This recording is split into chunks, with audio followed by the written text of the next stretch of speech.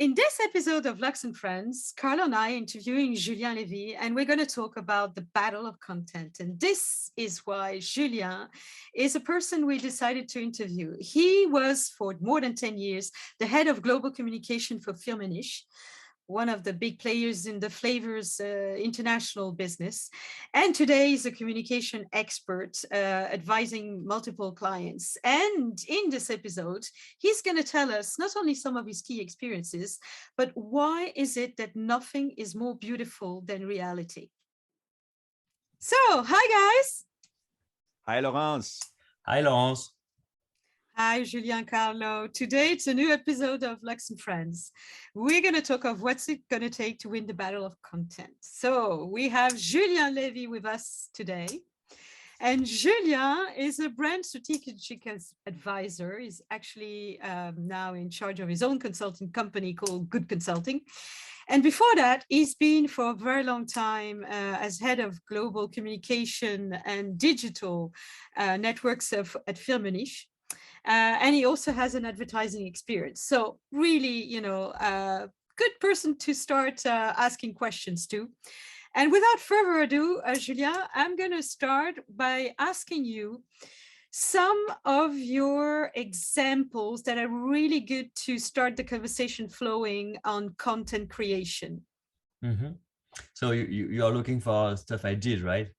Correct. Yeah. Okay. Amazing. So I mean the best, not the best, but the most memorable campaign I did was at Firmenich, as you said. Firmenich is a very big company creating fragrances and flavors for the world. And at a time, I had the privilege to write and to design a campaign where we took perfumers and flavorists to the source of natural ingredients in the jungle in Amazonia, or in the fields of patchouli in Indonesia, or in Madagascar. So you travel around the world. Sorry yes, to absolutely. We traveled all around the world to take creators meeting producers of these raw materials. And it was absolutely amazing because there they realized how much, well, they knew, but we wanted to convey the message to our audience that the flower of jasmine is extremely precious, and this is what makes a luxury fragrance so amazing. You see, so we made these people meet together from very different environments, and it created a very deep and very emotional campaign, brand content campaign. So as a web series of 70 episodes. And in each episode, different places, different raw materials, different creators, and it was pretty successful. Yeah, it was a very good one. Yeah. And what was the name of this campaign? Oh yeah, of course. Sorry, the campaign was called Naturals Together. Naturals Right. Together. Yeah. I saw, I'm not sure I saw all of them, but I saw many episodes. It was amazing, I have to say. The production itself was quite outstanding. Congratulations for that, Julien. Thank you. Now, And out of your... Yeah. Go ahead. No. Regarding the production, I just wanted to add that we were really a very, very light production team, just to keep the people who are on the film as natural as possible, to keep the story genuine, not to make them shy because of big light and big stuff. So it was produced to foster the human feeling first, you see. So I love it. Naturals has a double meaning. It's naturals for the ingredients and natural in terms of actors and the way you're filming them. Yeah, exactly. Very interesting. And who else is creating interesting content, in your opinion? Well, so this is part of stuff that I did when I was at Firmenich. Now I will not talk that much about stuff that are currently being done with my customers right now, but some great examples that come to my mind, just to because the thing is, what did I learn doing this? What did I learn taking great perfumers, great creators to the field to make successful content? first that a content should be genuine. Then the audience should learn something. I mean, the brand should be more interesting than interested, and not overselling, talking much more about values than about products. And for me, this is a recipe of how make it well, you see.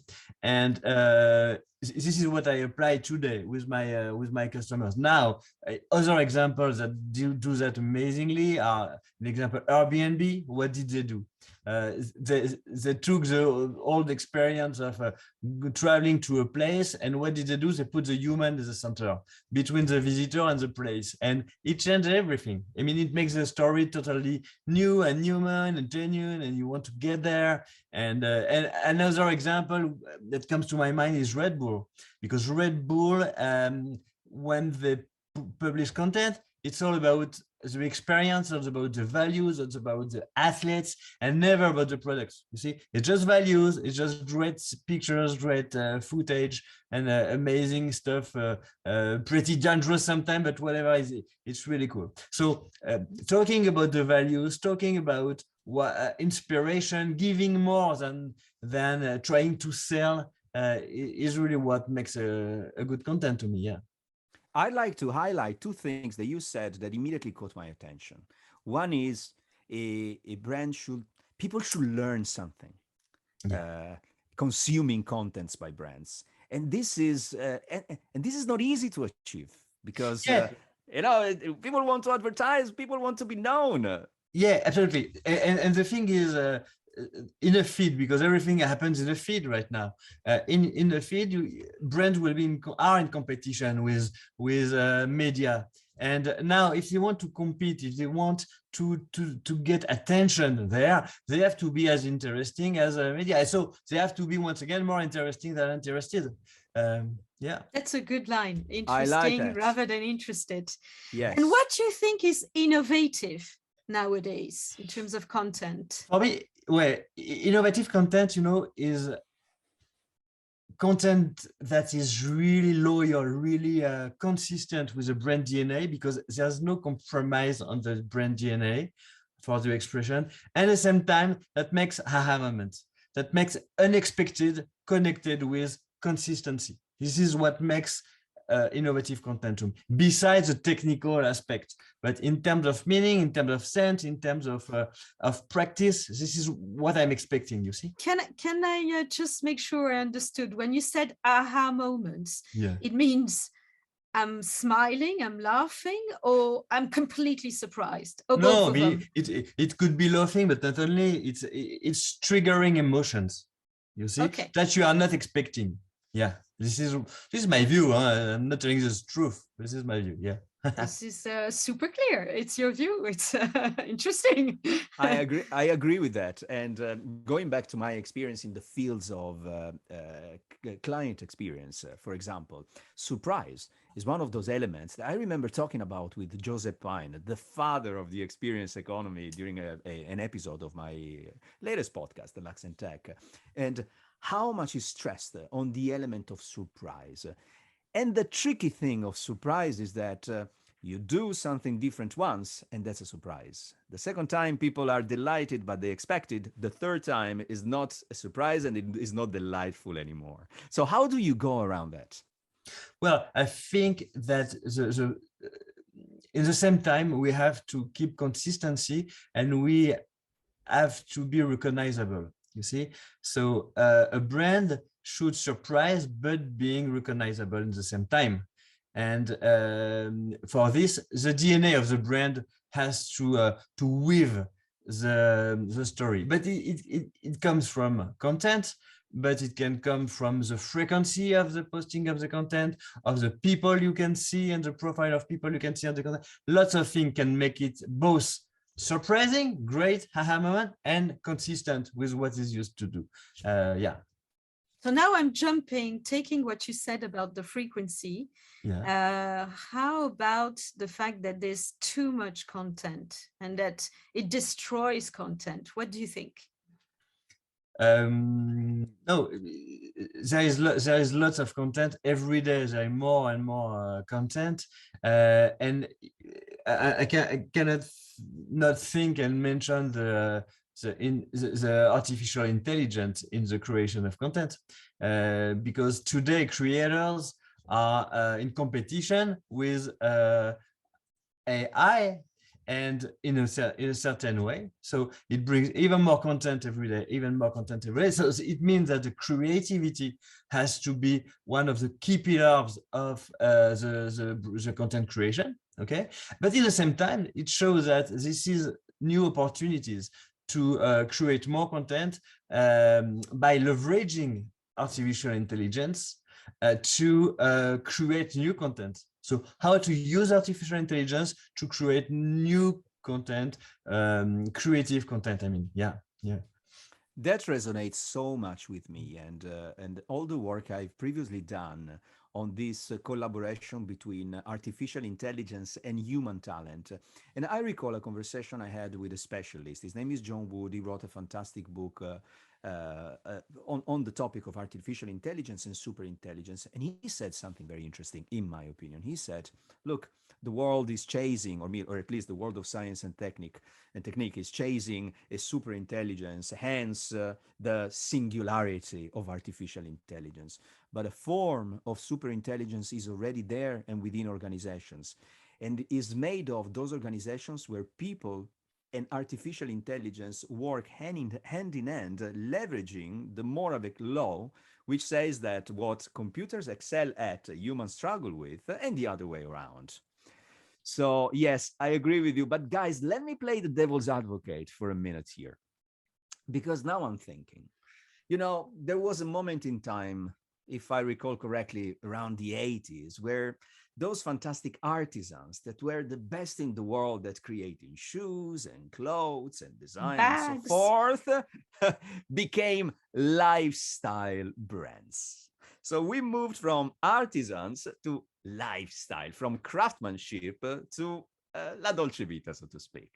So isn't this battle of content distracting those companies from what they're good at or what they should be good at, creating fantastic, beautiful, amazing products that last the test of time? No, I think this new era of content is a real opportunity for all of them. I would say this is the best way for them to play their differentiation, because what a brand is, what is a differentiation is consistency and is relevancy. And what I would expect from that kind of brand is to show me how much the guy who cut the leather is talented, how much the color is sustainable, how much the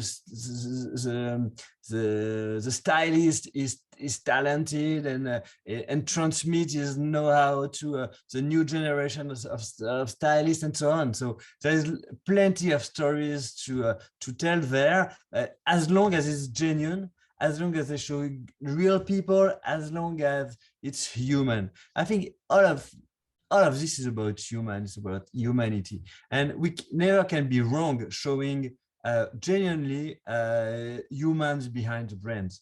And this is really what people expect, what the market expects, and at the same time, what makes all the stories emotional, you see. Because here we have got two stuff. We've got the expectation of the market in terms of storytelling, a bit of what I just told about, and the era of transparency, because nothing can be hidden anymore.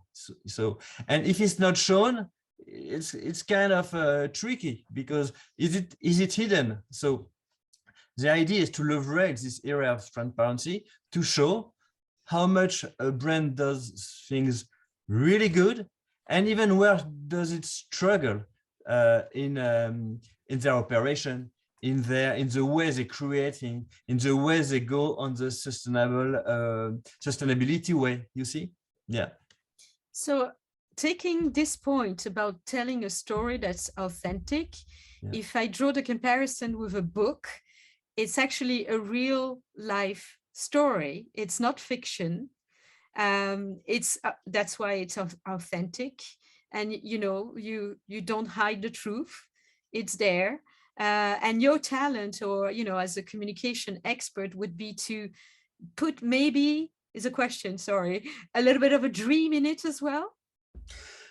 Yeah, I think nothing's more beautiful than reality. And the dream is in the production way, in the way that it's filmed, in the way that people talk with the heart about what they do and their passion for their job and the passion for their creation, and where they struggle, and all of this brings more value to the end product at the end of the day. What we want is to decommoditize stuff. How to decommoditize a handbag is to show the value of the hands of the human behind and the hours work behind, you see. And everything that all of this can only pull up the market and the expectation and the best practice of the brand themselves, you see. You guys will excuse my pronunciation, but it makes me think of Les Métiers de Hermès. Absolutely. They showcase There's an all S. those. Absolutely. This is they do that perfectly. They understood. They are totally relevant doing it because this is their legacy. But what is true for Hermès is true for lots of other brands, because the know-how is everywhere, at different level, at different stage, at different price as well. But the story behind a product, the story behind the know-how is very important. The stitch of a handbag, you just don't see it. But when you realize how difficult it is to make it, it brings a total new value to it. And I think our job as communication expert, or we call it strategist, or whatever you want, is to awaken the consciousness of the preciosity of what people have in their hands, and this way helping them to choose perhaps better what matters to them and to what matches with their values. Yeah. Julien, Yeah. You being a content creator, and we all know that storytelling is an art. Who's your point of reference when it comes to storytelling, or your hero, so to speak? Two very different type of personality come to my mind. The first one is, for me, Homer, who wrote l'Iliade and l'Odyssée in French, because he really managed to embody the human condition in an amazing piece of writing. For me, the best example forever. And then on the other hand, I would mention Steve Jobs, because he understood very early the importance of the purpose, of the higher purpose. He's not selling computers or iPhones, he's selling a lifestyle, as you mentioned earlier. And this lifestyle connects, all the products connect and feed this lifestyle. So this is a higher purpose. And for me, a brand without a purpose cannot really survive or perform today. Yeah. So these two examples. Yeah. Okay. And I have one last question as a conclusion. Already? Yeah. You said nothing is more beautiful than reality. Yeah. So you love life. I mean, you're passionate about every day and humanity, as you said. So are you optimistic about the future, future? No reason not to be. Yeah. Absolutely. Let's be optimistic and realistic. Thank you so much, Julien. Thank you, pleasure. Carlo. Thank you for being on Lux Friends. Thank you, with pleasure.